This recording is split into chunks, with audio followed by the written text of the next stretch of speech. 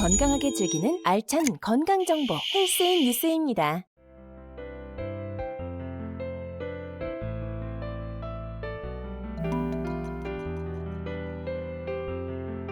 안녕하세요. 헤아림 한의원 신촌점 원장 한방신경정신과 전문의 서현욱입니다. 오늘 영상에서는 공황장애, 그 중에서도 공황발작이 있을 때의 효과적인 대처법에 대해 설명드리려 합니다.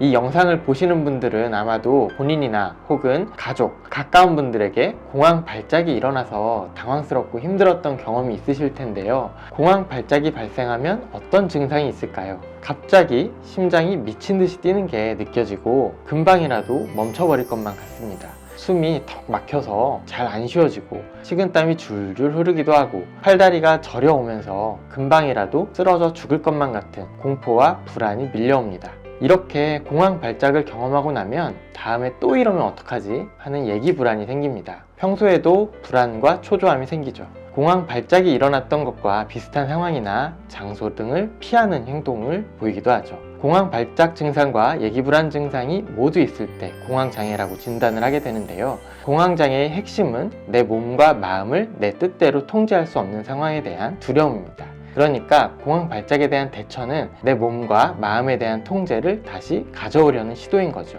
그러면 공황발작이 오면 어떻게 대처해야 할까요? 세 가지 대처법, 안심, 심호흡, 환기. 기억하기 쉽게 안심환이라고 줄여서 말씀드려 볼게요. 첫 번째는 스스로를 안심시키는 것입니다. 공황발작 증상이 죽음이나 기절같이 위험한 상황으로 이어지지 않는다는 사실을 다시 한번 스스로에게 각인시키고 안심시키세요. 호랑이 굴에 들어가도 정신만 똑바로 차리면 살 수 있다는 속담 다들 아시죠? 공황발작은 절대 정신을 잃거나 죽음으로 이어지지 않아. 이 또한 지나가리라 는 식으로 혼잣말을 되뇌이거나 마음속으로 암시를 주면서 스스로를 안심시켜주세요.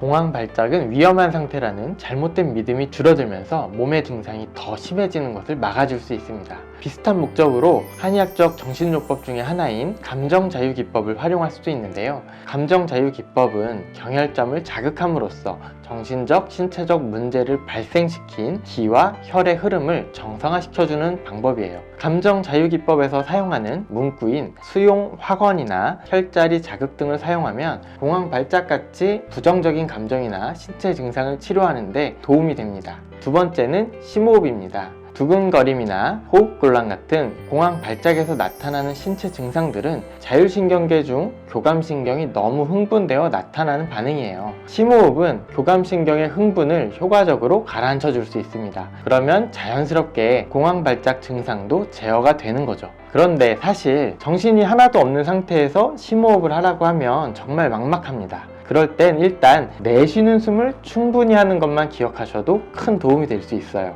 내쉬는 숨을 충분히 하는 게 중요한 이유는 무엇일까요? 보통 숨이 잘 안 쉬어진다고 느껴지면 들이마시는 숨이 부족해서라는 생각에 좀 더 많이 들이마시려고만 애를 쓰게 돼요. 그런데 그러다 보면 숨쉬기가 더 어려워질 수 있습니다. 심하면 과호흡으로 갈 수도 있죠. 심호흡을 해봤는데 더 안 좋아지던데요? 하시는 경우가 바로 이런 경우예요. 여기서 심호흡 이야기를 하는데 왜 복식호흡 이야기를 안 하지? 라고 생각하시는 분들도 계실 텐데요. 사실 복식호흡이 공황발작 상태를 가라앉히는 데 도움이 되는 건 맞아요. 그런데 복식호흡이 잘 훈련되지 않은 상태에서 공황발작 상황에 무리하게 적용하려다 보면 몸에 오히려 힘이 더 들어가고 증상을 악화시킬 수도 있어요. 그러니 공황발작 때 복식호흡을 효과적으로 사용하기 위해서는 평상시에 꾸준한 연습이 필요합니다. 공황발작 상태에서는 몸에 힘을 빼고 내쉬는 숨을 충분히 하는 데에만 우선 집중을 해보시기를 추천드립니다.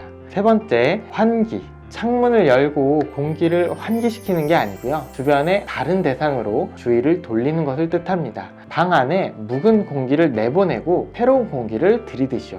공황발작을 겪고 나면 평상시 몸에서 느껴지는 사소한 감각들에도 신경이 곤두서게 됩니다. 경계근무를 서고 있는 보초병을 한번 떠올려 보세요. 이렇게 신경이 곤두선 상태가 되면 일상적인 환경 변화나 작은 자극에도 공황발작 때 느꼈던 두려움이나 불쾌한 감정이 다시 느껴지기 쉬운 상태가 됩니다. 공황 발작이 생겼거나 아니면 조짐이 느껴질 때 적극적으로 다른 대상에 주의를 돌리다 보면 공황 발작을 연상시키는 자극과 걱정이 자연스럽게 줄어들게 돼요. 먼 곳에 있는 사물이나 아니면 경치를 주시하면서 관찰을 하셔도 좋고요. 그러기 힘든 상황이라면 가까이에 있는 사물을 몇 가지 선택해서 바라보고 관찰해 보세요. 그것도 힘들다 하시면 앞에서 말씀드린 심호흡을 한 번 할 때마다 내쉬는 숨에 맞추어서 숫자를 거꾸로 세어보세요. 10, 9, 8 숫자에 집중을 하는 거죠.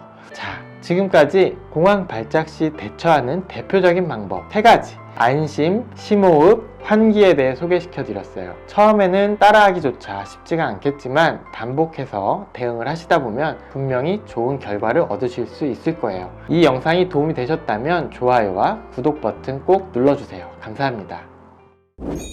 지금까지 더 건강하게 즐기자 헬스인 뉴스였습니다.